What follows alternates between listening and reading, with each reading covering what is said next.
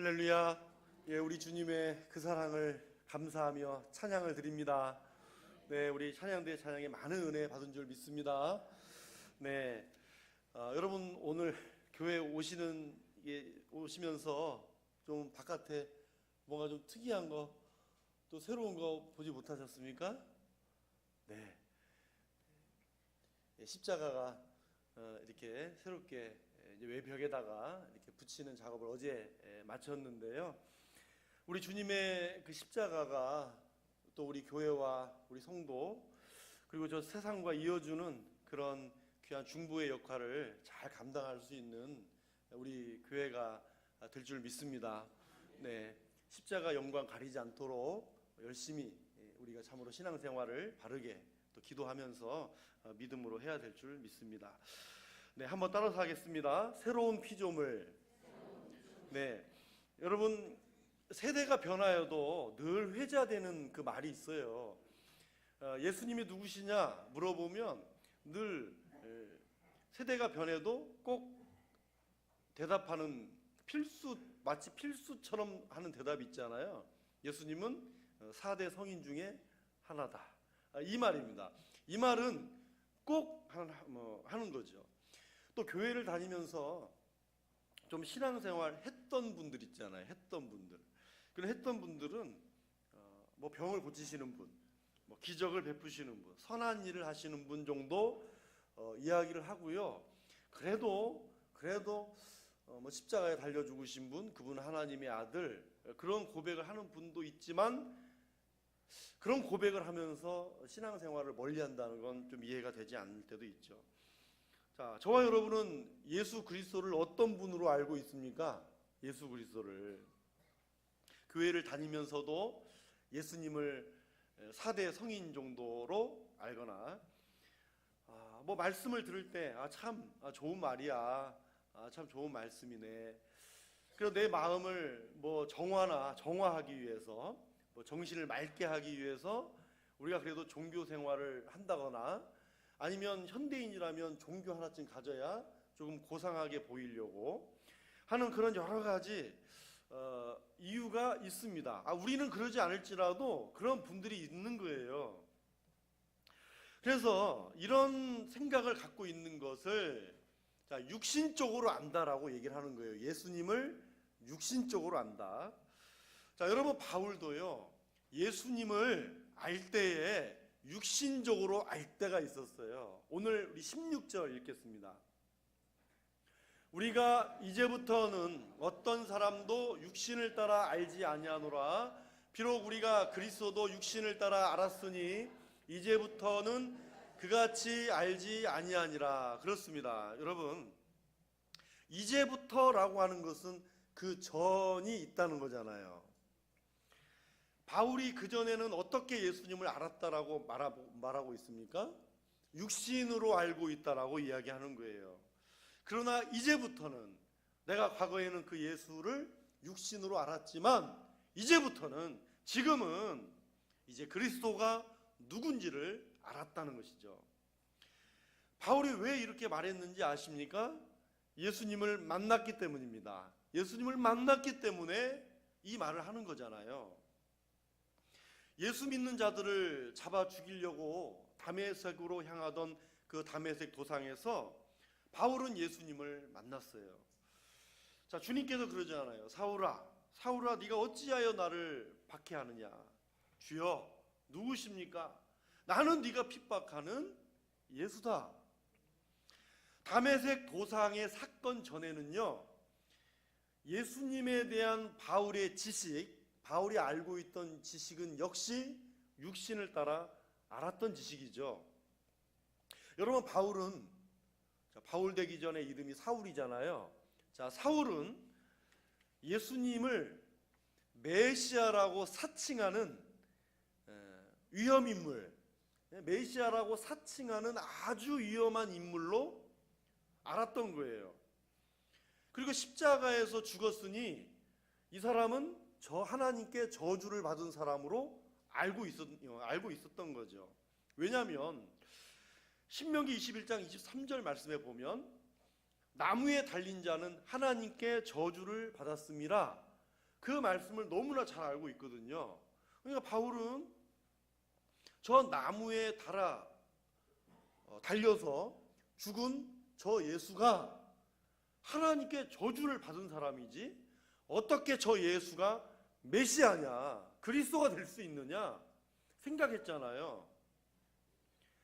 여러분, 바울은 요즘 말로 율법 천재, 성경 박사란 말입니다. 그러나 아무리 성경을 많이 알아도 예수님을 알되 육신적으로 알았단 말입니다. 나무에 달아 죽인 자는 하나님의 저주를 받은 사람인데, 저 저주를 받은 자 예수, 우리의 그 율법을, 유대교를 위협하는 위험인물, 육신적으로 알면 예수님을 그렇게 보게 되는 거예요. 오늘 여기 우리 계신 우리 성도님들 중에 내가 예수를 믿기 전에 우리 예수님을 육신적으로 알았던 사람이 많이 있을 거예요. 아니면 내가 예수를 믿지 전혀 모른다 할지라도 예수 그러면 예수는 이런 분, 다 모든 것들이 육신적으로 알게 되는, 또 육신적으로 표현하는 그런 걸 수밖에 없는 겁니다. 바울도 예수님을 알되 육신적으로 알았다는 것이죠. 근데 여러분, 왜 그런지 아십니까? 성경을 몰라서요? 배우지 못해서가 아닙니다. 죄를 많이 지어서 그렇습니까? 그렇지 않습니다. 여러분, 인간의 부패한 본성으로 예수님을 알려고 하기 때문에 육신으로 안다는 얘기예요. 미안한 말씀이지만 우리 곁에도 믿지 않는 많은 사람들이 있잖아요. 믿지 않는 많은 사람들은 다 이 부패한 인간의 본성을 가지고 예수님을 알고 있는 겁니다. 육신으로 알고 있는 거예요. 자, 이렇게 육신으로 알고 있었던 바울이 이제부터 그렇게 알지 않게 되었다는 것이잖아요. 그리고 지금 이것이 오늘 저와 여러분의 모습인 줄 믿습니다. 여러분, 저는 믿습니다. 여기 계신 우리 모든 분들이 예수님을 육신으로 알고 있는 분은 없다고 저는 믿습니다. 네, 그렇죠? 나의 구주로 믿으십니까? 네, 육신으로 알고 있는 분 없어요. 자, 오늘 우리는 예수님을 육신으로 아는 것이 아니라 예수님을 믿고 예수님을 사랑하고 예수님 없이 살 수 없는 나의 구주로 알게 되신 줄 믿습니다. 오늘 말씀은 이런 존재를 따라서 하겠습니다. 새로운 피조물이라고 말하고 있습니다. 이전과 전혀 다른 오늘의 모습, 이게 바로 새로운 피조물이다. 다시 말해 그리스도인들은 새로운 피조물이라 하는 것입니다. 그러면 새로운 피조물이 된 저와 여러분들, 좀 더 구체적으로 이 안에 담겨져 있는 의미가 무엇일까요? 첫째는 예수 그리스도를 중심으로 모시고 사는 삶이라 하는 것입니다. 예수님을 내 중심에 모시고 사는 사람, 그 사람이 새로운 피조물입니다. 여러분, 세상의 육신적인 지혜를 가지고 십자가를 바라보면 십자가는 어리석습니다. 세상에 있는 이 힘과 권력을 거머쥐고 승리를 쟁취해야만 하는 이 세상에서 예수님을 바라보면 십자가와 예수님은 실패자입니다. 실패죠. 그러나 이제 그리스도 안에서 세상과 자신을 알게 된 이제 나 바울은 자기의 인생을요, 예수 믿기 전과 예수 믿은 후로 나누고 있다는 거예요. 이전 것과 지금의 것으로 나누고 있다는 것입니다. 이 말은 내 중심적으로 살다가 예수 그리스도 중심으로 변화된, 옮겨간 삶을 말하는 것입니다. 이게 새로운 피조물이라 하는 거죠. 우리 17절을 읽겠습니다. 그런즉 누구든지 그리스도 안에 있으면 새로운 피조물이라. 이전 것은 지나갔으니 보라 새 것이 되었도다. 여러분, 그리스도 안에라고 그랬잖아요. 저 말씀에서 그리스도 안에. 그럼 당연한 말이지만 그리스도 안에 반대가 뭐예요? 예, 그리스도 밖에잖아요. 그러나 새롭게 된 피조물은 이제 그리스도 예수 안에 있게 된 것입니다. 예수님과 연합했다 그 말이잖아요. 예수님 중심으로 사는 삶이 된 것이다, 그 뜻입니다. 그 모라비안의 지도자였던 진젠도르프 백작이라는 분이 계셨어요. 근데 이분이 백작이면 얼마나 지위적으로, 사회적으로도 지위가 높고 성도 가질 수 있는, 그런데 자기가 가지고 있었던 사회적인 지위와 조건들을 모두 다 버리고, 이 사진을 제가 이제 드렸는데, 이제 이쪽에 분이 사회적인 지위와 조건들을 모두 다 버리고 복음을 전하기 위해서 맨발로 뛰쳐나갈 때, 복음을 전하면서 맨발로 뛰쳐나갈 때 친구들이 물었어요. 자네는 이제 야망이 사라졌는가? 자네의 야망이 도대체 이제 무엇인가? 그리스도뿐, 오직 그분뿐, 오직 예수 그리스도가 나의 야망이다. 뭐 표현이 그렇지만 나의 비전이다, 나의 꿈이다, 그렇게 얘기를 했죠. 사진이 계속 있어야 됩니다. 저 위에 깊은 밤에 저 어거스틴이 성경을 묵상하다가 잠이 들었어요. 꿈속에서 주님의 천사가 나타나서 주님의 메시지를 전했어요. 그대는 무엇을 원하는가? 깊은 꿈속이었지만 그 꿈속에서도 자기의 소원이 꿈속에서 이렇게 말한 거예요. 저는 아무것도 원치 않습니다. 주님 한 분만 계시면 됩니다. 또 그 밑에 보면 에콰도르 강가에서 자기의 젊은 피를 뿌렸던 선교사 엘리엇이라는 분입니다. 이분은 이렇게 간증했습니다. 내가 진짜 붙들고 있을 수가 없는 것, 어차피 놓아버릴 수밖에 없는 것을 붙들려고 애쓰는 것보다도 더 어리석은 것은 없습니다. 그러나 절대로 잃어버리지 말아야 될 것, 그 영원한 것을 얻기 위해서 생명을 버리는 것은 어리석은 일이 아닙니다. 그렇게 대답했습니다. 여러분, 내 주먹을 불끈 쥐고 내 중심으로 산다고 해도 우리 인생의 마지막에는 쥐었던 것을 펴게 됩니다. 아무리 쥐고 있어도 남는 것이 없다는 거죠. 그러나 여러분, 인생의 마지막에 한 가지 남는 것은, 저와 여러분이 그리스도 안에 살았던 구원받은 우리의 영혼은 남을 줄 믿습니다. 우리는 이것을 꼭 지켜야 되는 거죠. 주님이 내 안에, 내 중심에 계시니 주님 한 분만으로 만족합니다. 이것을 고백하는 삶이 된 사람이 새로운 피조물이다 하는 것입니다. 이전에는 내 중심에 갇혀 살았지만 이제부터는 예수님이 내 삶의 중심이고 세상의 중심이고, 이 생명이 저와 여러분 안에 살아 숨쉬는 역사, 바로 이 사람이 새로운 피조물이다 하는 것입니다. 제 방 그 창문을 열면 은행나무가 이렇게 보여요. 문을 딱 열면 이게 좀 액자 같아요. 근데 매년 이 은행나무를 보면 세월이, 시간이 이렇게 흐르고 있구나, 그것을 알 수가 있어요. 왜냐하면 가을이 돼가지고 열매가 맺혔는데 다 떨어지고 없고, 겨울에는 앙상해지고, 그러다가 이제 봄이 되면 지금 한 새끼 요만한 봉오리가 올라왔어요. 이제 그 나무에 봉오리가 이만큼 올라왔는데, 그 봉오리도 사이즈가 점점 이렇게 커지는 걸 매일매일마다 확인을 해요. 보면은 매일 이렇게 꼭 그 화분 같아요. 제 생각에 화분 같아요. 근데 아무리 미세먼지에 막 뒤덮이고 막 태풍이 오고 추위가 와도 때가 되면 그냥 싹이 나는 거예요. 때가 되면 그냥 싹이 나요. 뭐 황사가 있고 뭐 미세먼지 있고 그런 거 아무 소용 없어요. 그냥 싹이 납니다. 그래서 제일 예쁠 때가 있어요. 1년 중에 제 주관적인 생각이에요.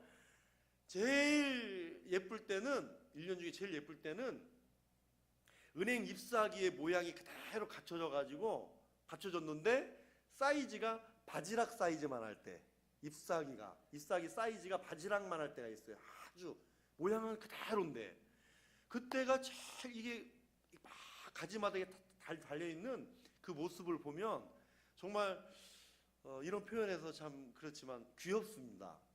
굉장히 참 귀엽다, 예쁘다, 그런 생각을 가져요. 자, 세상이 막 흔들어댈지라도 뭐 흔들릴 수는 있겠죠. 흔들릴 수는 있지만 참 생명이 있는 나무는 날마다 새롭게 바뀌어져 가요. 변해갑니다. 오늘 저와 여러분 안에 이 그리스도의 생명이 있음을 믿으시기 바랍니다.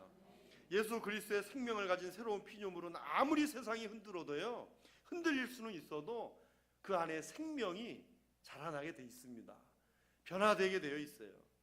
여러분, 생명이신 주님을 내 삶의 중심에 모시십시오. 주님만이 나의 전부라고 고백하시기 바랍니다. 내 중심적인 삶은 남는 것이 없습니다. 그러나 그리스도 안에서 그리스도 중심으로 사는 삶에는 영원한 생명이 저와 여러분에게 남을 줄 믿습니다. 둘째로, 새로운 피조물은요, 창조주 하나님을 주인으로 모신 사람입니다.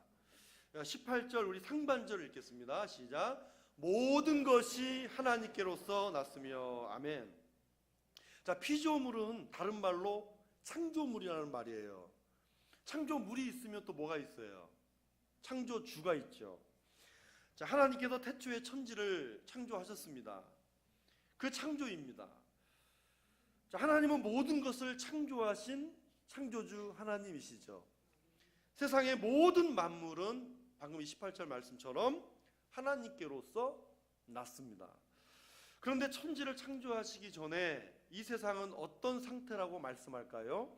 우리 창세기 1장 2절을 읽겠습니다. 땅이 혼돈하고 공허하며 흑암이 깊음 위에 있고 하나님의 영은 수면 위에 운행하시니라. 세상을 창조하시기 전에는 이 세상이 어둠이라고 말하죠. 바울은 우리가 예수 믿기 전의 모습을 이 창세기의 모습과 함께 비교했습니다. 바울은 우리가 예수 믿기 전에 예수님을 육신으로 알 때의 그 모습을 마치 어둠의 모습이라고 말하고 있습니다. 그래서 같은 이 고린도후서 4장 6절에서 이렇게 말하는데요, 우리 함께 읽겠습니다. 어두운 데에 빛이 비치라 말씀하셨던 그 하나님께서 예수 그리스도의 얼굴에 있는 하나님의 영광을 아는 빛을 우리 마음에 비추셨느니라. 아멘. 태초에 하나님께서 뭐라고 그랬어요? 빛이 비치라. 예? 빛이 비치라 말씀하셨잖아요. 그때에 어둠이 물러갔습니다. 빛이 비치라 하실 때, 그 말씀하실 때 어둠이 물러간 것처럼 죄와 사망의 어둠 속에 있던 사람들이 예수를 믿은 후에 하나님의 그 영광스러운 빛이 그들 안에 비치자마자 모든 어둠이 물러가고 새로운 피조물로 거듭났다, 그 말씀입니다. 이 빛이 저와 여러분 마음에 비침으로 육신으로 알던 어둠을 벗고 예수 그리스도가 누구신지를 환히 알게 되었다는 것이죠. 이 순간 나는 창조주이시고 나는 그의 새롭게 된 피조물이라고 하는 것을 발견하게 됩니다. 즉, 더 중요한 것은 내 인생의 주인은 하나님이심을 발견하는 것, 그게 새로운 피조물의 모습이라 하는 거죠. 제 방에 이 파인애플 스토리라고 하는 아주 이 작은 소책자가 있어요. 있는데 이제 이 내용을 아주 잘 요약한 그 내용이 있더라고요. 그래서 제가 그 내용을 가지고 말씀드리면, 실화예요, 실화. 저 파푸아 뉴기니에 선교사로 가신 분이 선교를 열심히 하시는데 유일하게 딱 하나, 정말 육신적인 소원, 그 책에 그렇게 돼 있어요. 육신적인 소원 다 한 가지가 있었대요. 육신적인 소원. 예? 이게 뭐냐면 파인애플을 한번 실컷 먹고 싶다. 그 소원, 그게 유일한 육신적 소원이었대요. 파인애플을 한번 먹고 싶다, 실컷. 그래서 원주민들에게 이제 파인애플을 좀 심어라, 이렇게 이제 좀 부탁을 했나 봐요. 내가 먹고 싶으니 좀 한번 심었으면 좋겠다. 그래서 이제 열매를 딸 때가 돼서 가보니까 열매가 하나도 없는 거예요. 그러니까 알고 보니까 원주민들이 다 따갔어요. 너무나 황당해가지고, 형제들, 아니 내가 필요해서 심었는데 말도 없이 어떻게 이렇게 다 따갔냐고. 그러자 원주민들이, 선교사님, 우리가 심었으니까 우리 거죠. 정글에서는요 심은 사람이 주인입니다, 그러는 거예요. 선교사님이 참았어요. 자, 그렇다면 다시 나무를 심읍시다. 다시 나무를 심는 대가를 주겠소. 그러니 열매를 반반씩 나눠 가져갑시다. 그러지요 하고는 확실하게 약속을 했어요. 다시 이제 파인애플을 거둘 때가 왔어요. 있어요 없어요? 어떻게 아십니까? 하나도 없어요. 파인애플을 싹 쓸어가 버렸어요. 선교사님은 분노가 치밀었습니다. 그래서 이제 선교 차원에서 간이 병원을 이렇게 만들어 놨는데 이 병원을 치워버리겠다고 위협까지 했어요. 뭐가 먹고 싶어서? 파인애플 먹고 싶어서. 개까지 묶어놨어요. 그런데 아무 소용이 없어요. 그 개도 원주민 편이었어요. 선교사님하고 애간장이 탄 거예요. 파인애플을 꼭 먹고 싶은데 이걸 못 먹으니까 막 분노가 치밀어 오른 거예요. 그래서 이 책의 원래 주제가 뭐냐면 분노가 치밀어 올 때 다스리는 법. 그 내용이에요. 사실 그 주제로 쓴 아주 작은 소책자고 실화로 재밌게 쓴 책이거든요. 자, 분노가 치밀었어요. 그러던 어느 날 선교사님이 성경을 읽다가 하나님의 음성을 들었습니다. 파인애플이 누구 거냐? 내 거지, 네 거냐? 선교사님이 순간 인간적인 생각으로 욕심을 부리다가 진정한 주인이 누구신가를 내가 잊어버렸다는 것을 깨달은 거예요. 그 후 파인애플이 없어져도 화를 내지 않았습니다. 그러니 여기서 끝난 게 아니에요. 원주민들이 이상하다. 왜 화를 내지 않지? 이상하다. 그래서 물었어요. 선교사님, 올해는 왜 화를 내지 않으십니까? 그러자 선교사님이 지금까지 파인애플이 내 것이라는 생각 때문에 나는 화를 냈습니다. 그러나 잘못된 생각이었어요. 파인애플의 진짜 주인은 하나님이셨습니다. 자, 그 후에도 더러 원주민들이 이렇게 몰래 그냥 따갔대요. 다 없어지진 않았어요. 이제 더러 이제 따간 원주민들이 이상하게 그 훔쳐간 원주민들이 뭐 아이가 어디가 아프면 뭐 우환이 좀 있을 거 아니에요. 뭐 살다 보면. 그런데 이렇게 얘기한대요. 뭐든지 우리가 하나님의 것을 훔쳐서 아이가 아픈가 봐. 하나님께서 훔쳐가지고 이런 일이 생겼는가 봐. 점점 그 의식이 이제 생기는 거예요. 이렇게 하다 보니까 점점 정글에서 도둑도 사라지고 선교사님도 파인애플을 먹고 그 선교 현장이 있는 것을 오히려 모든 주인은 하나님의 것이다 라는 생각에 점점 이 신앙이 딱 자리 잡히니까 그냥 이렇게 서로 나누게 되는 그런 삶의 현장으로 변화가 되었다 하는 얘기입니다. 자, 저와 여러분이 육의 몸을 입고 이 세상에 사는 동안 언제든지 우리는 죄에 굴복 당할 수 있어요. 그러나 이것을 우리가 합리화시키는 건 아닙니다. 그러나 결정적인 것은 우리가 인생의 주인이 하나님이심을 받아들이고 만나게 되면 이 사람이 새로운 피조물이 된 것이고, 새로운 피조물이 된 사람은 확실히 이전의 삶을 버리고 하나님께서 원하시는 새로운 삶을 추구한다는 거죠. 왜냐하면 내 인생의 주인이 하나님이시기 때문에. 여러분, 이것은 다 십자가의 공로입니다. 그래서 새로운 피조물로서 누리는 축복이 내 인생의 주인이 하나님이시고 우리의 짐을 맡길 수 있는 분이 계시다는 거, 이것이 바로 축복인 것입니다. 여러분, 우리 인생의 중심은 예수 그리스도이실 뿐만 아니라 어둠을 물리쳐 주시고 우리 인생의 빛을 비춰주신 우리 하나님이 우리 인생의 진정한 주인이신 줄로 믿습니다. 오늘도 하나님이 내 인생의 주인이 되어주시기를 소망하고, 주님을 위해 사는 동안 날마다 우리를 재창조하시는 이런 하나님의 창조의 손길이 우리를 새롭게 해주시는 그런 손길이 함께 하시기를 축복합니다. 마지막 세 번째로, 새로운 피조물은요, 하나님과 화목하게 된 사람입니다. 우리 18절 19절 말씀 읽겠습니다.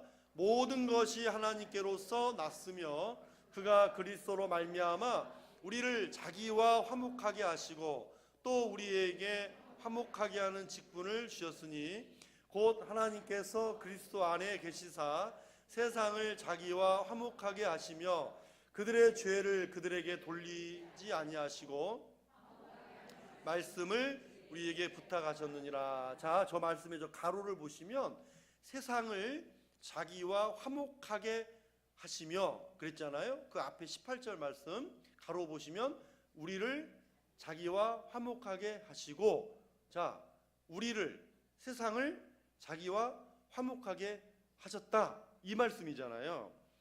자, 그런데 이 말씀을 우리가 잘 보셔야 됩니다.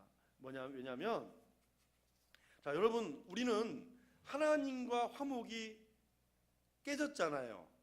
죄로 인하여 하나님과 인간 사이에 화목함이 깨졌어요. 그러면 여러분, 누가 고통스러울까요? 나? 사람? 그렇게 생각할 수 있지만 여러분, 방금 읽은 그 말씀 그런 의미가 아니고요. 인간과의 화목이 깨져서 고통스러운 것은 하나님이시다, 그 뜻입니다. 하나님이시래요. 하나님과 화목함이 깨져서 인간이 고통을 당하고 고통스럽다 생각할 수 있지만 그 말이 아니라 하나님이 고통을 받으신 분이고 인간은 하나님에게 고통을 준 원인 제공자다, 이런 말입니다. 여러분, 굉장히 의미심장하죠? 예. 그래서 여러분, 성경은 이런 인간의 상태를 본질상 진노의 자녀라고 정의합니다. 우리 에베소서 2장 3절을 읽겠습니다. 전에는 우리도 다 그 가운데에서 우리 육체의 욕심을 따라 지내며 육체와 마음에 원하는 것을 하여 같이 본질상 진노의 자녀이었더니, 전에는 본질상 진노의 자녀였다 얘기해요. 우리가 육신을 따라 알았을 때는 본질상 진노의 자녀였다는 거죠. 그런데 전에 이런 존재였던 우리가 이전 것은 지나가고 어떤 존재가 되었다고요? 네, 새로운 피조물이 되었다는 것입니다. 그뿐만 아니라 우리를 예수 그리스도 안에서 함께 하늘에 앉히셨다는 거예요. 우리 에베소서 2장 6절을 읽겠습니다.